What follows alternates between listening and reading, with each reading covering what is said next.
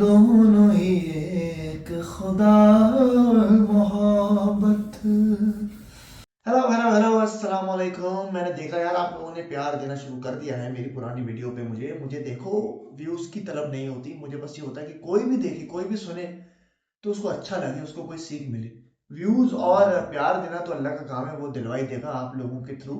तो इसी के साथ अगली कहानी के साथ मैं हाजिर हूँ आप लोगों के पास फिर से। और आज की कहानी बहुत ही ज्यादा मोटिवेशनल कहानी है। मोटिवेशनल से ज्यादा मैं कहना चाहूंगा कि ये गुमान की कहानी है, अल्लाह पर यकीन करने की कहानी है, और जिसको आप कहते हैं लॉ ऑफ अट्रैक्शन, मैनिफेस्टेशन, उससे बहुत ज्यादा रिलेटेड है। तो गौर से सुनिएगा और एंड तक सुनिएगा ताकि आप लोगों को मजा आए और आप लोगों को भी पता हो कि आगे करना क्या है। तो कहानी शुरू होती है 2018 में, जहां पर मैं यूनिवर्सिटी के दूसरे साल में था। और दूसरे साल का समझे दो हाफ्स में डिवाइडेड होता है ना। तो फर्स्ट हाफ मुकम्मल होने ही वाला था कि हमारी यूनिवर्सिटी में आए, जेबिस में मैं पढ़ता था, हमारी यूनिवर्सिटी में आने लगे थिएटर कंपटीशन के लिए ना ऑडिशन लेने आए कुछ लोग। वो थिएटर कंपटीशन जो था, थिएटर कंपटीशन नहीं, बेसिकली थिएटर करवाने, प्रोफेशनल थिएटर के लिए एक कंपनी आई, उन्होंने जेबिस में ऑडिशन लिए। उस कंपनी का नाम था स्टेज नोमैड्स प्रोडक्शन, जो आप भी ऑपरेट करती है कराची में। कराची में चंद ही ऐसी कंपनीज हैं जो थिएटर करवा रही है प्रोफेशनल लेवल पे, उनमें से ये एक है। तो खैर वो आए और उन्होंने ऑडिशन लिया। उस टाइम प्ले का नाम था ट्विंस अपार्ट, उस वक्त प्ले का नाम था दो लख्त, मतलब एक दिल के दो टुकड़े, लख्त टुकड़ों को कहते हैं। अच्छा, इससे पहले मैं स्कूल्स, कॉलेजेस और यूनिवर्सिटी में अगर ड्रामे, प्लेस वगैरह थिएटर करता भी था तो मैं प्रोफेशनली नहीं करता था। मतलब इसका मतलब ये है कि उसके पैसे नहीं मिलते थे हम लोगों को। लेकिन पहली मर्तबा एक ऐसी थिएटर अपॉर्चुनिटी आई जिसमें आपको एक्टिंग करने के पैसे भी मिल रहे थे। तो इस तरह कभी मेरे साथ कुछ हुआ नहीं था। तो मैंने कहा बिल्कुल ऑडिशन दे देते। अब ऑडिशन दिया तो हम शॉर्टलिस्ट हो गए उसमें से, मतलब हमारी यूनिवर्सिटी में से 3 या 4 लोग शॉर्टलिस्ट हुए थे, एक लड़की और 3 लड़के। और हमने कहा कि ठीक है हम कर लेंगे। तो उन्होंने कहा कि 6 महीने का प्रोसेस है पूरा, और या तो आपको ब्रेक लेना पड़ेगा या आप साथ साथ मैनेज कर लें। अब साथ साथ मैनेज इसलिए नहीं हो सकता था क्योंकि रोज आपको 8 से 10 घंटे रिहर्सल्स के देने हैं, और सुबह से रिहर्सल शुरू हो जाएगी। तो ये तो इम्पॉसिबल सी बात थी कि मैं यूनिवर्सिटी कंटिन्यू कर पाता। तो वहां मैंने एक बड़ा लीव लिया और अब्बू अम्मी से बात की कि यार मैं इस थिएटर को परफॉर्म करना चाहता हूँ, ये अपॉर्चुनिटी अवेल करना चाहता हूँ, और मैं यूनिवर्सिटी से ब्रेक लेना चाहता हूँ। मैं वापस आके कंटिन्यू कर लूंगा, 6 महीने का प्रोसेस है, अगले 6 महीने बाद आके कंटिन्यू कर लूंगा यूनिवर्सिटी। लेकिन अगर ये अपॉर्चुनिटी चले गई तो शायद मैं इसको अवेल ना कर पाऊँ दोबारा, तो प्लीज़ मुझे लेने दें। ये पहली मर्तबा था कि एक्टिंग के लिए मैंने कोई इतना बड़ा लीप लेने की सोची थी और अम्मा अब्बा को कायल किया। बहुत लान तान हुई, बहुत इधर उधर हुआ, क्या पैप क्या कर रहे हो तुम, कहाँ वो क्या कहते हैं उसको, पढ़ाई करो, पढ़ाई में ज्यादा स्कोप है, ये सब चीजें ड्रामे ये सब तो चलते रहेंगे। मैं बोला नहीं यार मुझे करने दे, मैं दिल से चाहता हूँ ये करना। तो खैर बहरहाल मुझे ये रियलाइज हुआ कि मैं अपनी बात में अम्मा अब्बा को कायल कर ही लेता हूँ। तो खैर वो मान गए, वो कहते चलो ठीक है तुम कर लो, लेकिन फिर उसके बाद इस तरह की कोई अपॉर्चुनिटी आए तो पहले पढ़ाई पे फोकस करना सही है, बाद में इन चीज़ों के बारे में सोचना। मैंने बोला ठीक है। तो खैर उनको कायल कर लिया, हम ये ऑडिशन दे के वहां पर उनको मैंने बोला ठीक है आई मीन मैं कर रहा हूँ। उसके बाद जब हम प्ले में आ गए तो 16-17 लोग सेलेक्ट हुए सारे, मतलब फ्रॉम ऑल ओवर कराची। और ये तय हुआ कि अब रोल्स डिफाइन हो रहे हैं। पर हम सबको ऑडिशन जो है ना वो हीरो का ही देना था। लेकिन जब वहां पर पहुंचे तो पता चला रोल्स डिफाइंड हुए हुए थे कुछ के, और कुछ के होने थे। तो हमें ये पता चला कि लीड तो पहले से सिलेक्टेड था, और हमें बाकी जो रोल्स थे ना उन पर फिर चर्चा होनी थी कि ये किसको जाएगा, ये किसको जाएगा, ये किसको जाएगा। अब जो मैंने देखा वो म्यूजिकल एक प्ले था ना, तो उसमें डांस परफॉर्मेंसेस भी थी, उसमें तो सभी थे खैर, जब मैं भी था इंक्लूडेड। तो उसकी रिहर्सल्स भी चलती थी, लेकिन रोल्स की जब बात आती थी ना तो फिर मैं एक नरेशन का रोल था ना, नरेटर का रोल था उस प्ले में, जो रेहान नाजिम ने किया था। जो रॉन एंड गो को आपने इंस्टाग्राम पे देखा होगा ना, उसमें जो रॉन है वो मेरे बड़े अच्छे दोस्त हैं, उन्होंने किया था। तो बहरहाल मुझे ये था कि यार ये चलो लीड नहीं मिल रहा तो ये रोल तो मुझे मिल जाए तो मैं ऑडिशन कर लूँ। लेकिन उस टाइम जो प्रोड्यूसर था उसने बोला यार मैं देखता हूँ ये वो करता हूँ इस तरह करके ना। फिर वो जो लीड था ड्रामे का वो मेरा बड़ा अच्छा दोस्त बन गया था। तो मैंने उससे कहा यार ये तो मुझे ऑडिशन भी नहीं देने दे रहा उस रोल के लिए यार, मतलब मैं ऑडिशन देकर आया हूँ और सेलेक्ट हुआ हूँ मैं, तो मुझे एटलीस्ट उसके लिए देने तो दे ऑडिशन, क्या पता मैं उसके लिए अच्छा हूँ। तो उसने मुझे बोला यार जानी मैं तुझे बताऊँ, उसने मुझे मेरे साथ क्या बोला है उसको बताना नहीं। लेकिन बहरहाल अब तो खैर काफी साल हो गए इस बात को, 2018 का एंड चल रहा था। उसने बोला यानी ये कह रहा है यार ये कौन है, कहाँ से आया, ये कुछ किया है अभी तक इसने जो ये बोल रहा है कि मुझे ये एक्टिंग करनी है, ये रोल करना है, इसको बोलो जो मिल रहा है चुपचाप कर ले। तो मुझे बड़ा बुरा लगा वो सुन के कि यार मतलब आप ऐसे ट्रीट कर रहे हो किसी एक्टर को कि अगर वो कुछ भी नहीं है, अगर उसका एक्सपीरियंस इतना नहीं है, क्या पता उसमें वो पोटेंशियल हो कि वो लीड भी कर सके, तो आप एटलीस्ट चांस तो दो। तो मेरे आंसू आ गए वो ये बात सुन के। और वो लीड जो था, मेरा बड़ा अच्छा दोस्त था, फराज अली उसका नाम है, नाम ले लेता हूँ।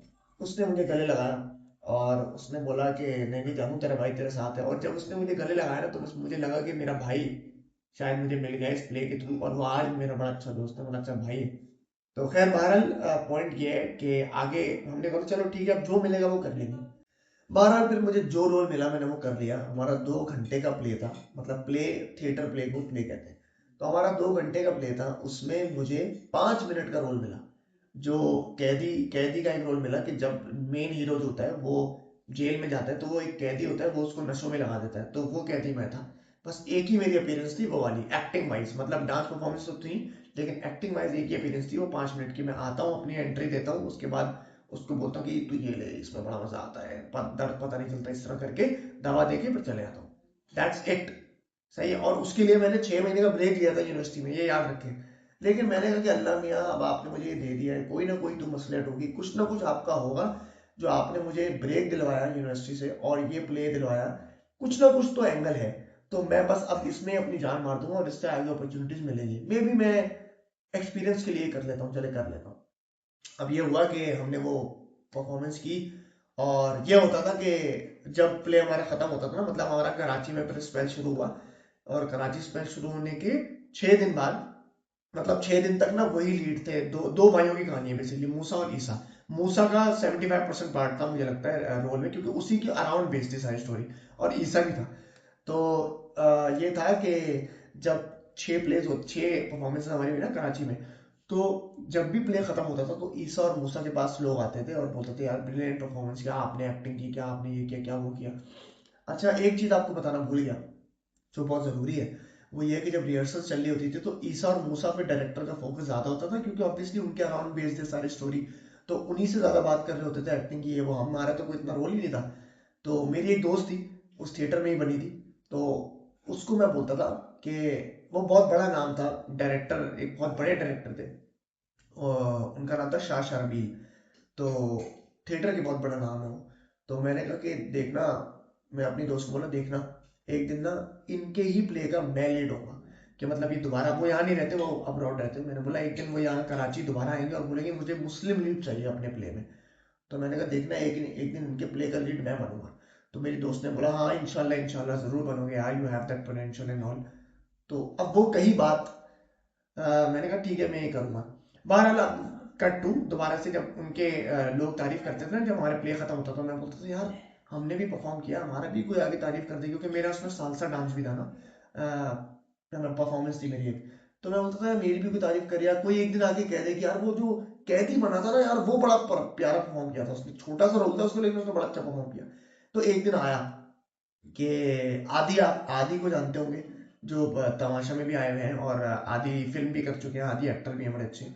तो आदि एक बार आए, वो शाह शर्बील के प्ले में थे, पुराने प्लेस में थे ना, तो वो एक बार विजिट करने आए, उन्होंने बोला यार कैदी कौन था। तो मैं पीछे से ना डांस करता हुआ आया, मैं पिज्जा लेते हुए आ रहा था, मैं डांस करता आया, मैंने बोला कह रहे यार उसने बड़ा अच्छा परफॉर्म किया था। मैंने कहा अल्लाह थैंक यू सो मच, लेकिन अल्लाह ने तो मेरी बहुत बातें सुनी हुई थी, मुझे तो पता ही नहीं था। तो मैं जब दुआ मांगता था ना, जब नमाज पढ़ने जाते थे हम लोग रिहर्सल्स में, तो मैं बोलता था अल्लाह मियाँ बस मैं अच्छा परफॉर्म करूं और मेरा आगे नसीब इससे आगे जुड़े, मतलब मेरे आगे से आगे ना मेरे साथ अच्छा हो, एक्टिंग करियर में मेरे साथ अच्छा हो, और बस आप मेरी मेरी बेहतरी करना। अब ये हुआ कि 6 परफॉर्मेंस के बाद, मतलब 6 परफॉर्मेंस के उनके दरमियान ही जो मेन एक्टर था, जो हमारा फराज अली था, वो इंतहाई बीमार पड़ गया, मतलब उसको डेंगी हो गया था, और वो डेंगी में परफॉर्म करता था, हालांकि इतना मुश्किल होता है, आपकी पूरी बॉडी दर्द कर रही होती है, लेकिन वो बेचारा 6 की 6 परफॉर्मेंस उसने कराची में डेंगी के साथ गुजारी, लेकिन एट द एंड 6ठी परफॉर्मेंस में वो इतना बीमार पड़ गया कि वो कंटिन्यू नहीं कर पाया। तो ये हुआ कि जब वो कंटिन्यू नहीं कर पाया, तो आखिरी परफॉर्मेंस के बाद उसने बोला यार I won't be able to continue इसके बाद, और मतलब शो नहीं कर सकता आगे। और उस वक्त हमारी परफॉर्मेंस खत्म हुई थी, मतलब समझो हम लोग सब पैकअप पैकअप कर रहे हैं, ये सारी बात हुई। तो फिर ये होगा कि अब क्या करें। तो शाह शरीफ ने बोला मुस्लिम करेगा, मुस्लिम लीड होगा आज से, मतलब मुस्लिम विल बी प्लेइंग मूसास कैरेक्टर। अब आप ये सोचें, ये मेरी कही बात रिहर्सल्स में कि एक दिन शाह शराबील के प्ले का मैं लीड होऊंगा। मैंने सोचा था आगे कभी ये आएंगे, अल्लाह ने उस ही शो का मुझे लीड बना दिया, सिर्फ इसलिए क्योंकि मैंने अपनी मेहनत, मैंने अपनी परफॉर्मेंस में सारी जान डाल दी। मैंने ये नहीं सोचा कि मेरी कितनी परफॉर्मेंस है, मैंने सोचा कि जितनी भी है ना, इसमें अपनी 100% एनर्जी देनी है और फिर अल्लाह से अच्छे की उम्मीद रखनी है कि अल्लाह अच्छा ही करेगा, अल्लाह इसी परफॉर्मेंस को मेरी ग्रैंड बना देगा। तो अल्लाह ने क्या किया, उस परफॉर्मेंस को तो ग्रैंड बनाया, साथ ही साथ मुझे एक ग्रैंड स्टेज दे दी कि जाओ अब दिखाओ जो तुम में है। क्योंकि कहीं ना कहीं अंदर में सोचता था कि यार मैं भी कर सकता हूँ, यार ये बिल्कुल जैसा ही कर रहा है ना मैं भी कर सकता हूँ, शायद इससे बेहतर कर सकता हूँ। होता है हर एक्टर में, लेकिन हर एक्टर के पास वो अपॉर्चुनिटी आए तो वो अवेल नहीं कर पाता, मतलब उसी तरह परफॉर्म नहीं कर पाता जैसा वो सोच रहा होता अपने अंदर। लेकिन हमने सोचा और हमें अल्लाह ने वो प्लेटफॉर्म दे भी दिया कि जाओ अब करो। तो उसके बाद कराची, इस्लामाबाद और लाहौर, तीन सिटीज में हम लोगों ने परफॉर्म किया और तीनों सिटीज में मैं ही मूसा बना। और यह एक और छोटी सी और बात बताऊं कि मैं थिएटर ट्रेन, मेरी वॉइस नहीं थी, तो आपको ना डायफ्राम से बोलना होता है। डायफ्राम एक ऑर्गन होता है आपका जहां से आप आवाज निकालते हो, उससे आपके गले में स्ट्रेन नहीं आता ना, आपका गला फटता नहीं है अगर आप चिल्लाओ तो हम ट्रेन नहीं थे। तो 3-4 परफॉर्मेंस बाद मेरा गला बैठ गया, तो फिर उन्होंने ऑल्टरनेट एक लेकर आया अपना पुराना कोई एक्टर जिसने मूसा परफॉर्म किया।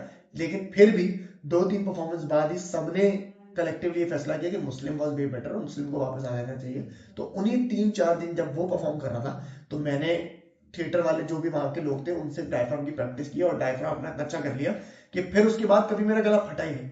और जब मैं वापस आया तो कराची, इस्लामाबाद, लाहौर, तीनों में I was Musa, I was the lead. और अल्लाह ने मुझे वो उस इज्जत से नवाजा जो शायद मैंने उस वक्त सोची भी नहीं थी कि उस परफॉर्मेंस के थ्रू मुझे मिल सकती है।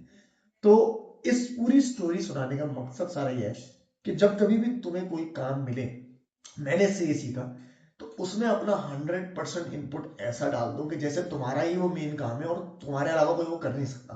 तो इतनी मेहनत करो और साथ ही साथ अच्छे का गुमान जरूर रखो कि अल्लाह देगा मुझे। मतलब मुझे ये नहीं सोचना कि, मतलब मेरे तसव्वुर में भी ये बात नहीं थी कि उसी प्ले का मैं लीड बन जाऊंगा, वाकई में कभी भी नहीं थी। क्योंकि भाई लीड तो ऑलरेडी डिसाइडेड था, 6 शोज भी हो चुके थे, अब कैसे ही मैं वो सोचूं कि इसका लीड मैं बन जाऊंगा। अल्लाह ने कहा बेटा ये मैंने तेरे लिए रखा हुआ है, अब ये तू ही कर और फिर दिखा दुनिया को कि जो तूने सोचा हुआ था, जो तू कर सकता है। वो बात मुझे याद आती है प्रोड्यूसर की, कि जो बोलता था मुस्लिम क्या है, इसको जो रोल मिलना है कर ले, कुछ भी तो नहीं किया हुआ इसने। और उसी प्रोड्यूसर के शो का मैं लीड जब बना, तो फिर वो बोलता था नहीं यार मुस्लिम तो बहुत अच्छा करता है, बहुत अच्छा करता है। तो लोग बदलेंगे, लोगों के इरादे भी बदलेंगे, लोगों की बातें भी बदलेंगी, लोगों की सोच भी बदलेगी, जब तुम उरूज पाओगे। जब तुम्हारा सिक्का चमकेगा ना तो लोग तुम्हारे आगे पीछे भागेंगे। तो लोग क्या सोचते हैं, क्या बोलते हैं, इस चीज की तुम्हें फिक्र करनी ही नहीं चाहिए, क्योंकि ये दुनिया किसी की नहीं, ये सिर्फ चढ़ते सूरज की है। और तुम चढ़ते सूरज पर सवार तभी होगे जब तुम अपनी मेहनत 100% दोगे, जब तुम गुमान ये रखोगे कि तुम अच्छा कर रहे हो, तुम्हारे साथ अच्छा ही होगा और अल्लाह तुम्हारे साथ अच्छा ही करेगा। अगर तुम ईमानदार हो, तुम्हारी दुनिया भी खिलाफ है, कोई मसले की बात नहीं है, तुम्हें गुमान रखना है अच्छा, तुम्हें सिर्फ अल्लाह पर यकीन रखना है और तुम्हारे साथ अच्छा ही होगा। और मैनिफेस्टेशन की पावर यही है कि ये सोचो कि ये तुम्हें मिलने ही वाला है, भले ऑड्स तुम्हारे अगेंस्ट हो, भले 90-100% भी, मैं तो कह रहा हूँ सारे लोग दुनिया तुम्हारे अगेंस्ट होगी, ये नहीं हो सकता, लेकिन तुम्हें ये गुमान रखना कि ये होकर रहेगा। तो किसी का बाप भी तुम्हें नहीं रोक सकता वो चीज हासिल करने से। जब थिएटर परफॉर्मेंस हुई थी ना हमारी तमाशा की, तो मैंने ये गुमान किया था कि मैं ये परफॉर्मेंस जीतूंगा और बेस्ट एक्टर मैं ही जीतूंगा। तो अल्हम्दुलिल्लाह अल्लाह ने वो चीज दिखाई। लेकिन वो स्टोरी किसी और दिन सुनाऊंगा, आज की स्टोरी बस इतनी थी। उम्मीद है कि आपको इस स्टोरी से कुछ सीख मिली होगी और आपको ये सोच मिली होगी कि आगे किस तरह सोचना है, आगे किस तरह मेहनत करनी है और किस तरह गुमान करना है। तो गुमान बड़ा इंपॉर्टेंट एक लफ्ज है जिसके ऊपर आप रिसर्च करें तो मैनिफेस्टेशन निकला ही गुमान से है, क्योंकि अल्लाह ने कहा है ना जिस चीज का तुम्हें गुमान किया वो चीज तुम्हें मिल जाएगी। तो गुमान करना है कि सोचना कि ये मुझे मिल जाए या ये मुझे मिल गई है, तो फिर वो तुम्हें मिलकर रहेगी। बस आज की स्टोरी, उम्मीद है आपको अच्छी लगी, उम्मीद है आपको मेरे बातों करने का स्टाइल अच्छा लगा। थोड़ा सा बोरिंग हो सकता हूँ मैं कुछ लोगों के लिए, लेकिन जो लोग यहाँ तक आ चुके हैं उनको मैं पप्पी दूंगा और शुक्रिया अदा करना चाहूंगा। और बस सब्सक्राइब और लाइक करते रहना ताकि और लोगों तक ये स्टोरी पहुंच सके। और जो यहाँ तक पहुंचे हैं उनके लिए बस स्पेशल कुछ गाना मैं गाना चाहूंगा। तो क्या ये तय है तुम्हें उम्र भर नहीं